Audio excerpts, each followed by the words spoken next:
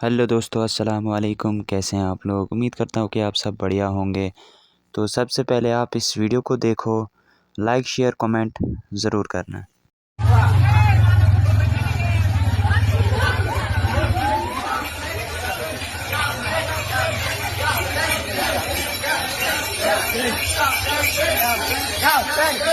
اور جن لوگوں نے اپنے دین کو کھیل اور تماشا بنا رکھا ہے اور دنیا کی زندگی نے ان کو دھوکے میں ڈال رکھا ہے، ان سے کچھ کام نہ رکھو۔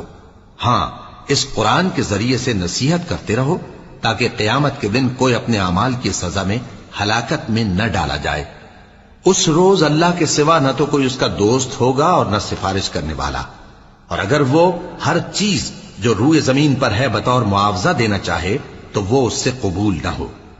یہی لوگ ہیں کہ اپنے اعمال کے وبال میں ہلاکت میں ڈالے گئے، سو ان کے لیے پینے کو کھولتا ہوا پانی اور دکھ دینے والا عذاب ہے، اس لیے کہ کفر کرتے تھے۔ اور بادشاہ نے کہا کہ میں نے خواب دیکھا ہے، دیکھتا کیا ہوں کہ 7 موٹی گائیں ہیں جن کو 7 دبلی گائیں کھا رہی ہیں، اور 7 خوشے سبز ہیں اور 7 خشک۔ اے درباریو، اگر تم خوابوں کی تعبیر دے سکتے ہو تو مجھے میرے خواب کی تعبیر بتاؤ۔ انہوں نے کہا، یہ خواب تو پریشان خیالی سے ہیں اور ہمیں ایسے خوابوں کی تعبیر نہیں آتی۔ اور وہ شخص جو دونوں قیدیوں میں سے رہائی پا گیا تھا اور جسے مدت کے بعد وہ بات یاد آ گئی، بول اٹھا کہ میں آپ کو اس کی تعبیر لا بتاتا ہوں، مجھے قید خانے جانے کی اجازت دیجیے۔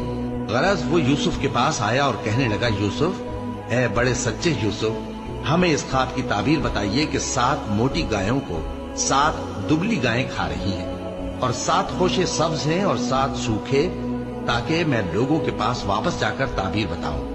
عجب نہیں کہ وہ تمہاری قدر جانے۔